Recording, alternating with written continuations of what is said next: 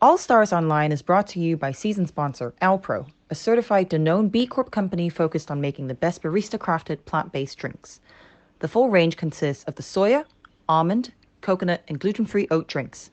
They've been created with high bar performance and quality in mind, so you'll be able to find an ingredient that complements your coffee perfectly, regardless of flavor profile, processing, origin, or roast.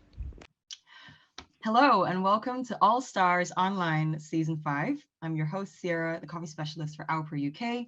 This week, I'm super excited to be joined by the 2021 World Brewers Cup champion from Australia, representing Switzerland, Matt Winton.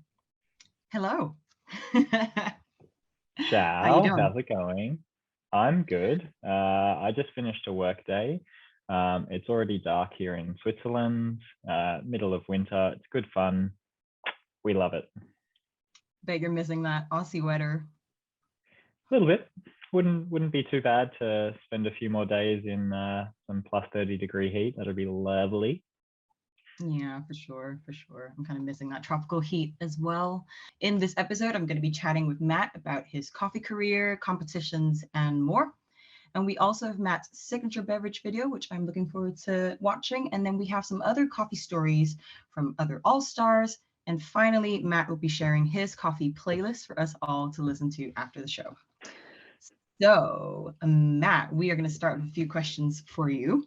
I actually had the privilege of emceeing at Host Milano, and I was actually on Matt's stage, on the Brewers stage this year. So I got to see the moment that you were obviously awarded the title of World Brewers Cup champion. So can you recount for us the moment on the stage that day when the finalists were waiting for the results? What stuck out for you? Obviously, it's like a surreal moment, and I don't think it really hit me for a few weeks. It was really like it just happened, and then it was like, oh, cool, you said my name to win, and then it was like, oh, nice, sweet. It didn't really sink in. It took quite a few weeks of like thinking back and reliving the moment and watching the videos, and then it started to sink in that me and my team did something really, really good. Normally you hear someone else's name being called to win, and so it's kind of nice to have mine. You were very composed.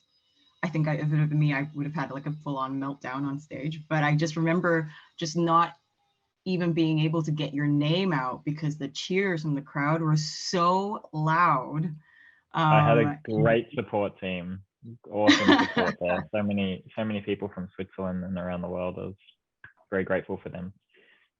yeah, for sure. And has anything changed for you, in the time that you've won the title and now it's sunk in? Like, has anything changed in your day to day? It's super cool. It's very nice. There's a lot more traveling now. There's a lot more opportunities. If I want to do something, I can find the connections to do it.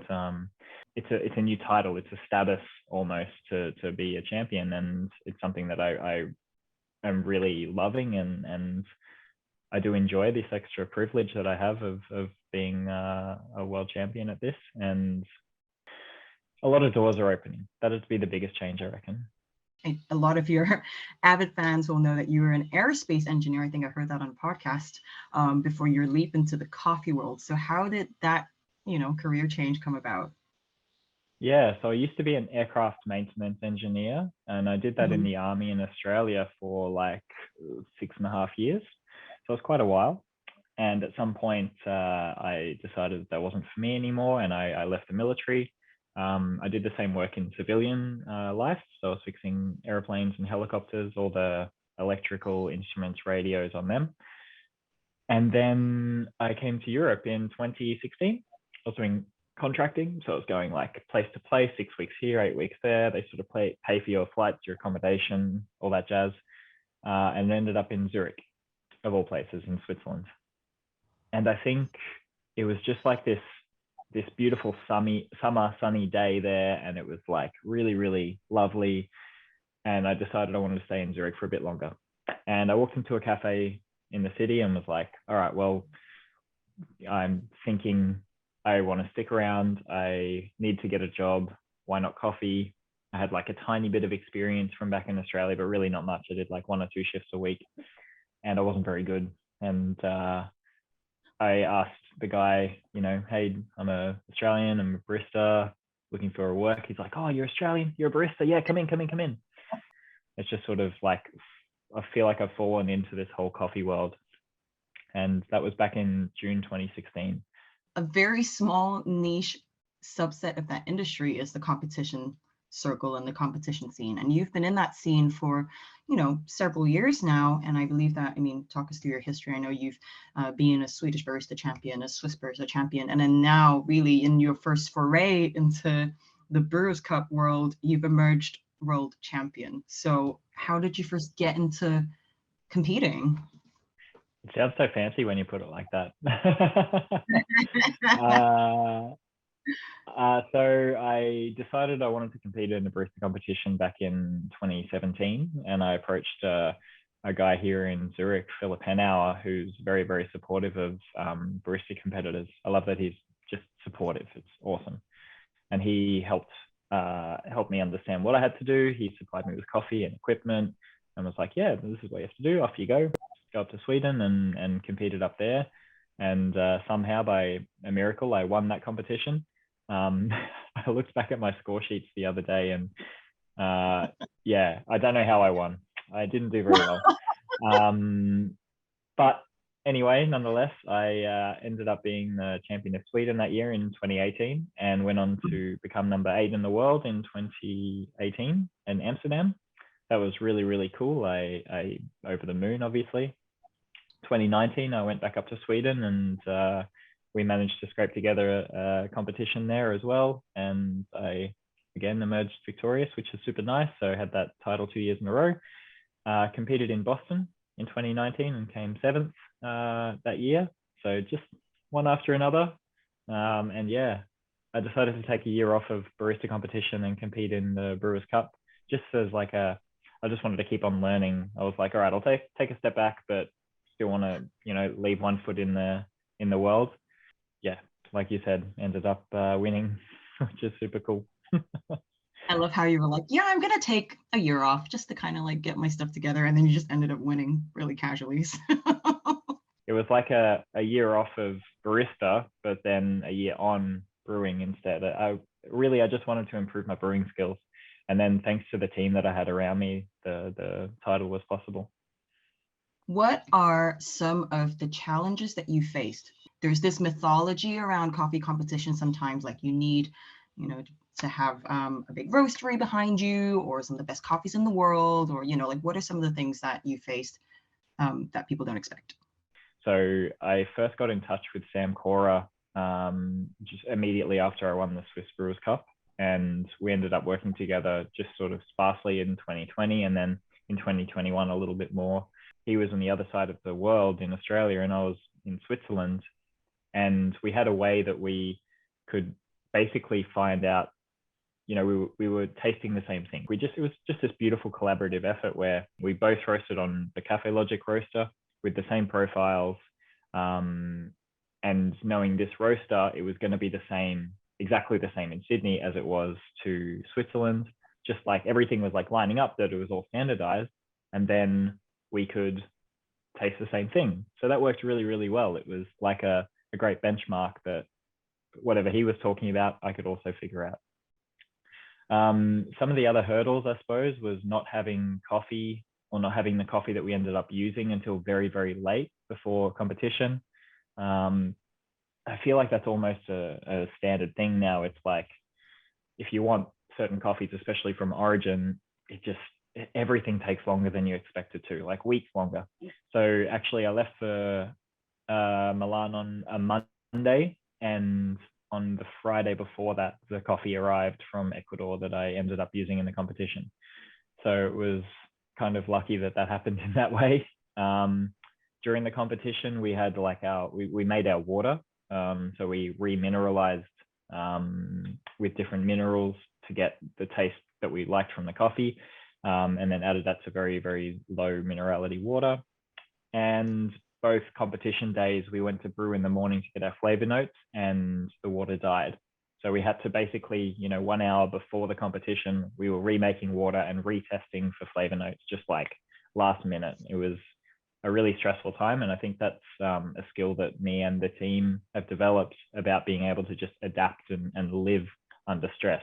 I mean, rolling with the punches is how we do, and that's also a big part of competing, being able to adapt well under stress. Everything always goes wrong. Something goes wrong. You just got to see what it is that's actually going to go wrong and then how you deal with it. That's actually some really good advice. Speaking of origin, could you tell us a little bit about this photo and where and when it was taken? Yes, back in Colombia in 2018. I certainly prefer your hair now. No, I was just like, oh, it's so short, and I just can't picture you any other way now. So, but yeah. I mean, in the military, I had hair like this long the whole time. So. Oh man, don't even start. I was constantly getting in trouble for not having a haircut. That was a good time. So I just spent 6 months in Sweden working with Joanna at Drop Coffee and Steve Layton, and we did the competition together in Amsterdam. And for some reason, I just knew that Colombia was just calling me. And I met some guys who were working in Colombia doing some work with farmers who were willing to experiment with their coffees to get a better price. And I went there with a friend of mine, and we worked on some experiments for next year's competition, which is what I ended up using in 2019. But that particular photo is with the farmer whose coffee I used in 2018 at the Worlds. It was really, really nice. His name's Pedro Claros at La Chorora, and it's a super yummy coffee. Just really, really yummy is the best way to describe it. It's a wash catura, and he just, processes very well, grows very well, and it's just really tasty. And that's what I used in 2018. I think the biggest takeaway from that trip was I need to learn Spanish. Okay, so we're now going to check out your signature beverage video. Matt, would you like to introduce your drink? I think this is going to be quite a tasty one. I've done some alternative things with the Alpro products. They're super fun to work with, and it's quite interesting how similarly it behaves to real milk. I hope you enjoy it.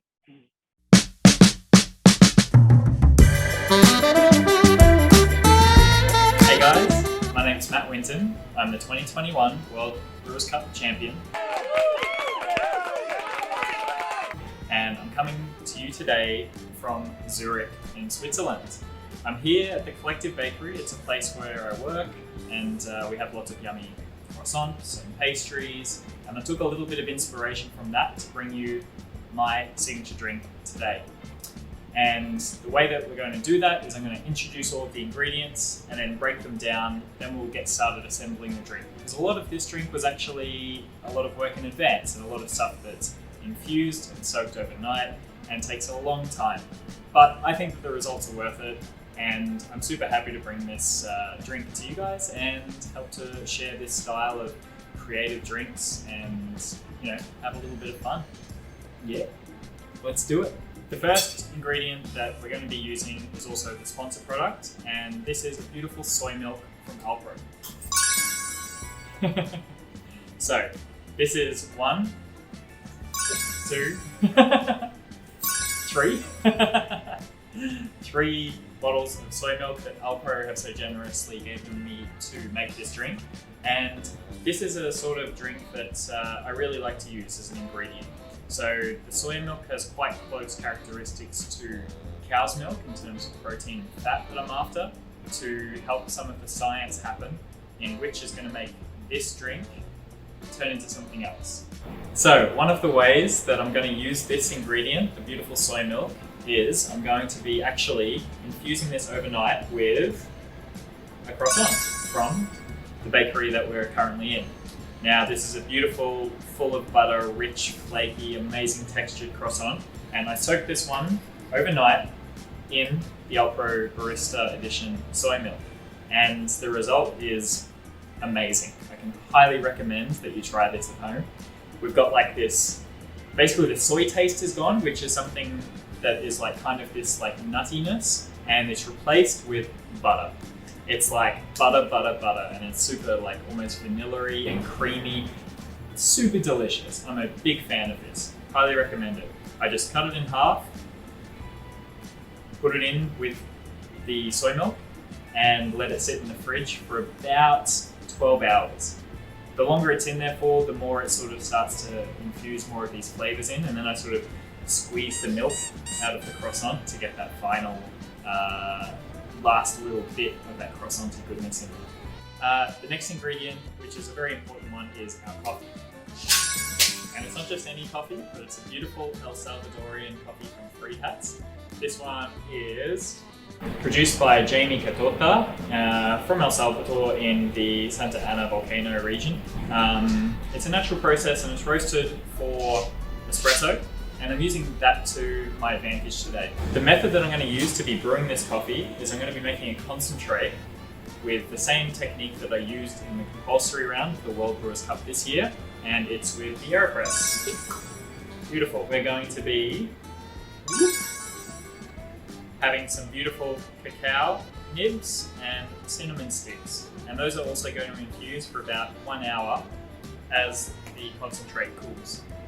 The last ingredient that we're going to need is a little bit of lemon juice, and the use of this today is going to be in order to bring the pH down. We have our beautiful lemon juice, fresh lemon juice, really nice, crisp, bright, delicious and sweet. The only other ingredient that we're going to also need is a little bit of sweetener. Today I've used maple syrup, but you could also use a simple syrup or any other sweetener that you like. Honey, delicious, everything's yummy and tasty. So let's get into brewing some coffee and we'll start with the ingredients. Happy days. All right, so I'm gonna go through my AeroPress recipe for making a concentrate. Essentially what we've got is our beautiful coffee from El Salvador, and we've ground it quite coarse. It's like almost basically as coarse as you can go on an EK. And this is going to give the coffee a chance to sort of like under extract or not over extract during this method. I'm basically using a concentrate method on the AeroPress where we're using 35 grams of coffee to 180 mils of water that's at 81 degrees. So to start off with, I'm just going to preheat a little bit the AeroPress. About half full is fine, and we've got our paper filter in the cap. And we're going to put that on and simply press this through. No rocket science here, we're just running a little bit of water through the filter and preheating the AeroPress a tiny bit. We're going to let all of that air come out so we end up with a relatively dry chamber. 1, 2, 3, 4, 5. And then we have our AeroPress filter ready to go. I'm going to pop that one just on the table here and crack the AeroPress. So we're looking here to have the plunger set just below the 4 mark.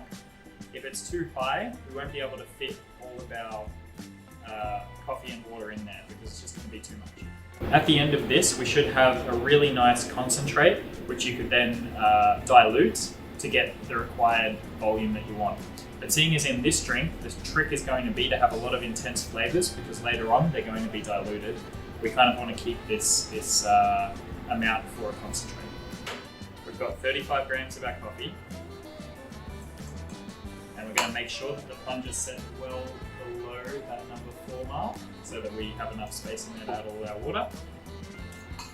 We've got our kettle. We've got our kettle. So we've got our kettle set at 81 degrees. We're going around the edges first, then in the center, up to 180. We're taking our stirrer. We're going 3 times counterclockwise. Sorry, 4 times counterclockwise, 4 times clockwise, just giving it a little quick mix. Then popping our cap on and flipping her over straight away. So this is going to chill out here until about the 45-second mark, and then we're going to start to press.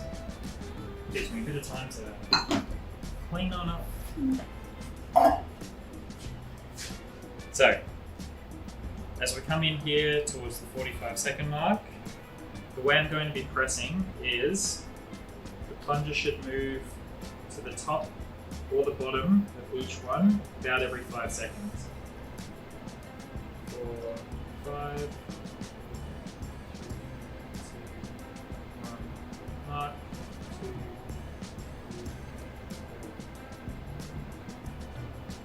until we get towards the end here at a minute 10. There's our aeropress. So, this concentrate should be around 120 grams, I think. We'll have to check that.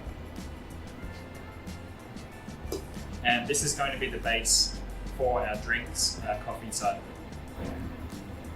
So it smells really quite intense. It's like a lot of aromatics, but like if you taste this, it is a concentrate. It's quite strong. So the reason that it is going to be strong is because when we add it with the milk later, it's going to dilute and soften all of these flavors. But I felt like adding some extra flavor. Cinnamon and cacao nibs have been something that I'm very fond of. I like the taste of it in drinks and in coffee. So we're going to add a little bit of that to our brew here. Let it infuse and then chill in the fridge for at least an hour. All right? So we take our cinnamon stick, we just pop it on in there, and we take our cacao nibs, and it's going to be about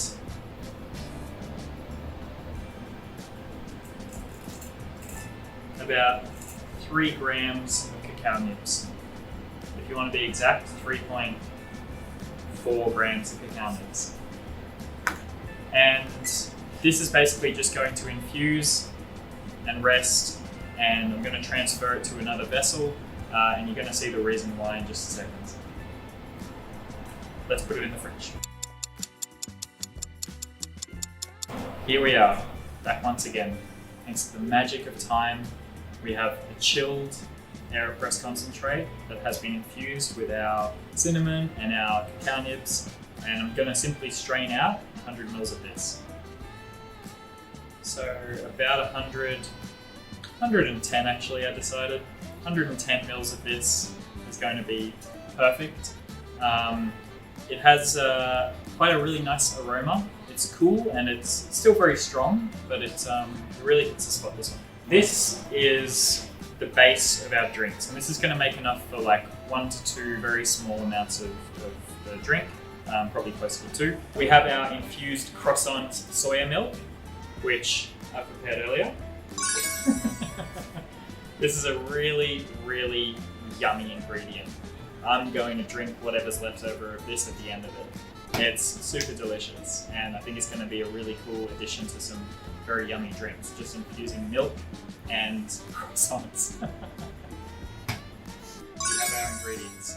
Our milk, 40 mils of our croissant soya milk from Alpro, and we have our lemon juice, freshly squeezed, 10 mils. So I'm going to add this directly to our coffee infusion first, and I'm going to give it a little stir with my spoon. This is really important. Mix it all up, and this is basically lowering the pH and adding a lot of acidity to this, this part of the drink. Then, the way that we're going to add our milk is very slowly and trying to move it around all of the drink. So we have our base batch here, and what should be happening here is it should be instantly curdling because we're having a small amount of milk which is going straight into this low pH liquid. And we'll give this one a gentle stir. This has started to split already. And this splitting is the key part to all of this drink actually working. And this is where the science happens. What we're doing essentially here is having curds and whey from our soy milk. So it's not even technically like cow's milk, curds and whey, but it's something else. I don't even know what to technically call it. Soy curds? Not sure. We're going to let this chill out and simmer for about an hour. Basically all the flavors here are going to mellow, come together nicely. I also forgot that I added to my coffee batch 10 mils of our sweetener, in this case maple syrup, but it could also be sugar syrup. So that's already gone in there when we started to make our infusion with our spices. So, This has been infusing and meddling and getting all the flavors nice. And I've basically got a dripper, any sort of dripper. You can also use a cheesecloth. This just happens to be one that I'm using here in the shop. And what we're going to do is pour our mixture, which has been separating and blending together here. And we're just going to pour it in the filter paper. Pretty simple one. Now, the key to this is patience. This is going to take a super long time. Super long time. Like hours to drain all through. You can see that it's already started with a little bit of color, but the trick to this I've found is to switch it over with a new vessel and re-add this first part, which does have a little bit of a tinge to it. And that's just going to re-clarify that part of the drink. And so let's leave that to sit for a couple of hours and we'll be back in a moment. Here we have our final drink. This is what's been clarified from that cocktail of the coffee, the soy milk with the croissants, and the spices and lemon juice. And essentially we're just going to serve it on the rocks, just a small amount. It's a really quite an intense drink, but the addition of the milk sort of helps to round things out, smooth things out. And we have something here that's quite complex. It's like this really cool pale orange. And as an addition, you can also garnish this with other things. You could even do floats where you can add other drinks or syrups or anything to have a sort of floating effect on top, and you're able to layer this really nicely. But cheers, guys. It's got like this incredible depth to it, and I think that's from the coffee side also being infused with the milk, but it's not milky. It's not really lactic. Like it's got this creaminess without cream. It's really interesting. A lot of the acidity from both the coffee and the lemon juice come together really nicely, and you just get a hint of those spices and the cacao nibs. Super tasty. Really yummy. Cheers for the croissant infused soy milk, lemon, cacao, cinnamon with AeroPress concentrate of an El Salvadorian coffee cocktail. Thanks so much. Ciao.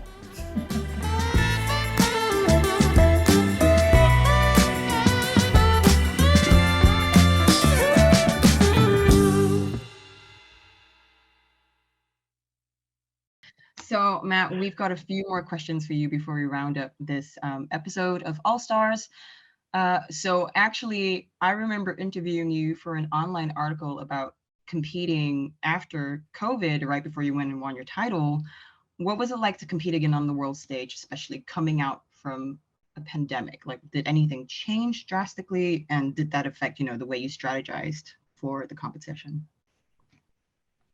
I think how I said before, with Sam and I working across the globe, maybe if there was no COVID, there would have been the chance for either him to come over or me to go to Australia. Or actually what would have happened is that the events would have happened in Australia a year before. And I was working on something very different then. And I don't think that it would have been the same routine or the same effect for what it was now. Apart from that, for me, I didn't feel it being too different. There's always rules and regulations and, having to wear your mask or keep distance or, anything like that. That sort of stuff happens in the real world. And then just as similarly in competition world, there's always going to be things that are like weird to what you expect, just like a lot of people were freaking out because the table was on the wrong side in the prep time, not the prep time, the orientation. So then, they moved it to the other side. And if that sort of a thing bothers you that much, then, and you're not able to adapt to it, then you're going to struggle, I think, in general, if something could happen on stage. So adapting to things not being the way you expect it is part of the competition almost for me. So it's a bit like, okay, cool, the judges have to stand back. Oh, the head judge isn't tasting. Okay, so, that's the stuff that you just have to deal with. I guess really one thing that's been on my mind is, asking you how competing has helped you or changed you, because I know that you've done it for so long now. And it really, from what I hear from other friends that compete in the coffee world, it really teaches you something. So what are some of those lessons for you? Oh, for sure. Yeah. It makes you such a better barista. Like being able to multitask, being able to work cleanly and efficiently, you know, being able to bang out as many drinks as you need to in a short amount of time, because maybe your routine, you want to talk for 5 minutes at the start and then you don't have much time to make drinks. Like, really, there's a lot of such like skills that have so much value. Like it's more like ways that you miss out on if you don't compete, rather than what competing gives you, because it's just you have to focus on a coffee, you have to dive in deep, you have to know every variable about that. You have to be able to speak and do technical details at the same time. You have to be professional, you have to make eye contact, you have to taste well, you have to be able to describe the coffee well, you have to make an accurate choice of the coffee for the judges that you're serving them to. And all of that is actually really is directly related to a cafe. Once you start going to the upper echelons of cafes and being able to this is like a high-end place that serves really great coffee, that's very professional, that's got super good hospitality, then I think that is quite replicable of barista competitions. A lot of people say that our barista competitions, that doesn't, it's not reflective of the real world. I'd argue that it still is in a lot of senses. It isn't in a lot of ways as well, but it still is in a lot of ways in the skills that you learn from there being applicable to a cafe.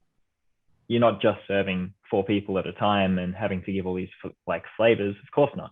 But you can then learn to understand a coffee so much that you could give the flavors like that.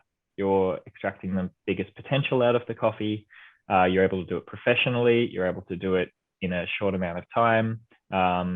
You're working cleanly, you're working neatly. All of those skills are directly related to serving people coffee. It's just not in the same format.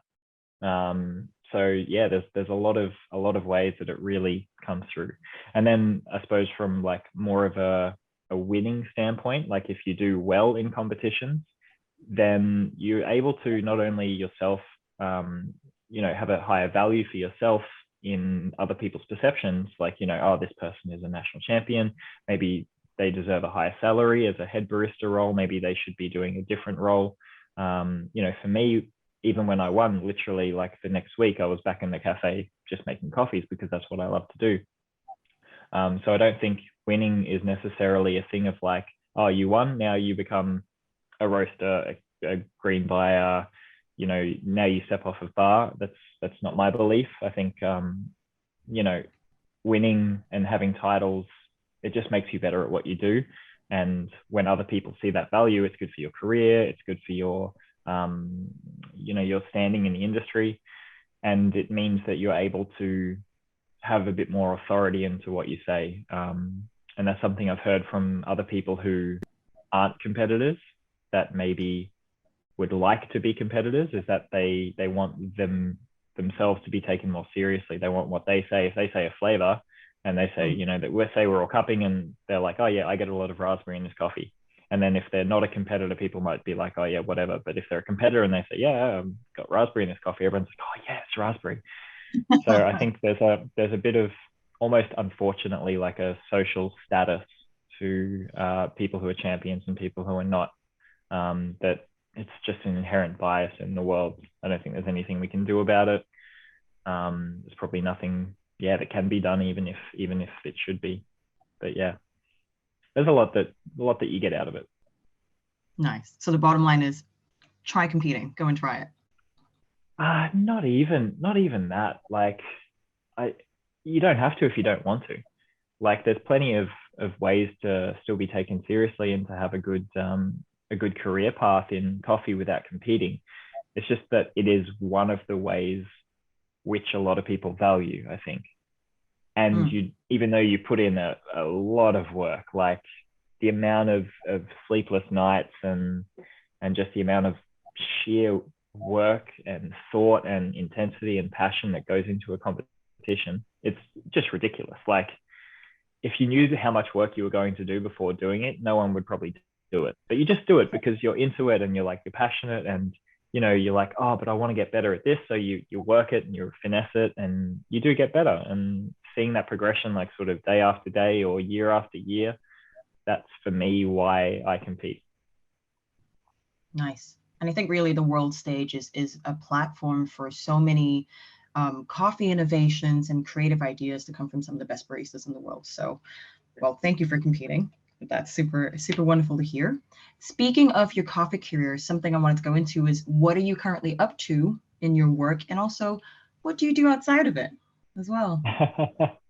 So right now I'm working in Zurich with a company that has a couple of plant-based cafes, a bakery. We're about to open another espresso bar, and we're about to start a roastery, which is the main thing that I'm involved in. It's really, really cool. They're a great bunch of people. It's an interesting scene here in Zurich. It's quite small, but there's like 2 or 3, a little bit more, 4 or 5 standout cafes that are doing a really good job.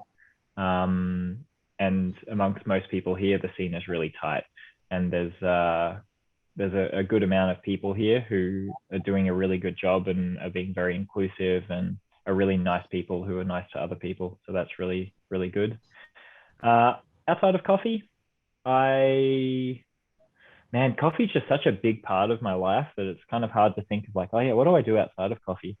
Because like on a day off, I'll probably be in a cafe, or I'll be roasting, or I'll be brewing coffee or whatever anyway. But like when I go on holidays, it's normally to go to a place that has good coffee, or like to go to Origin or something. So it's a bit hard to say. But, I like to practice yoga, or I meditate. I play a lot of sports. Like to spend time in nature if possible. I think that really sums up the end of our interview. So thank you. It was really nice speaking to you. We're going to go into the next segment of our video now, which is our coffee stories segment. But before that, we'd like to thank our series sponsor, Alpro. We've reached out to a few people in the industry to ask them how they first got into coffee, as we all have our own story of how and why. So I hope you enjoy it.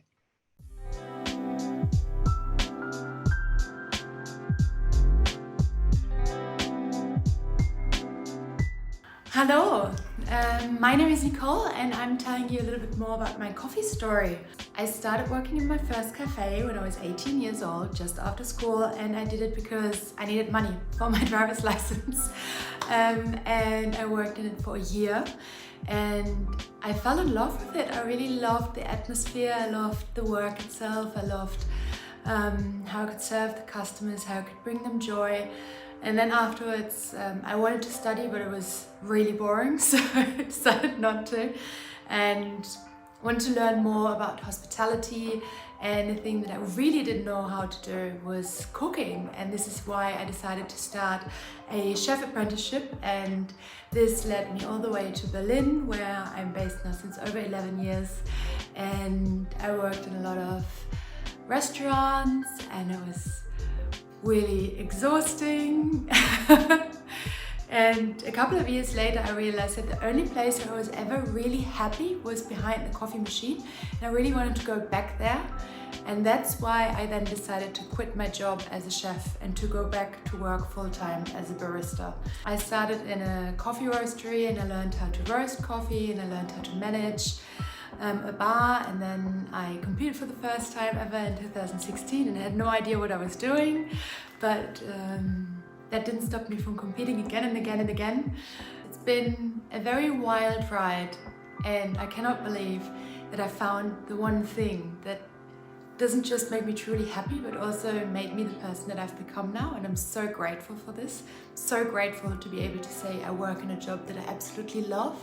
I love the opportunity to meet people, I love to chat with people, I love how many doors have been opened because I work with coffee.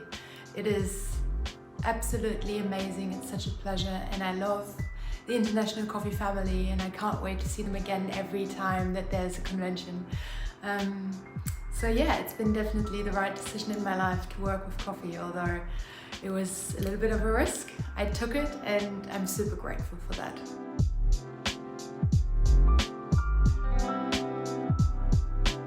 I just want to say a great thank you to Matt. Again, this is Matt Winton representing Switzerland. Don't forget that on Thursday, Matt will be live on the Barista Guild's Instagram Live, where he will be chatting some more about his coffee career. So see you then. We hope you enjoyed the show. We're now going to leave you with a link to Matt's playlist. If you follow Matt's social media accounts for a while now, you know that he's partial to a good boogie behind the bar. Matt, do you want to introduce your playlist and some memorable songs that have made it into the running? Look, I think you can just say that the 90s boy band era is the best era of music there is. Yeah. Yes. Backstreet Boys, NSYNC, I'm right there with you. Absolutely. Just a big, beautiful goodbye. Bye, Sierra. I'm going to miss you. It was good talking to you. It's lovely talking to you too. I'm your host, Sierra, and this is season 5 of WCE All Stars. Catch you later.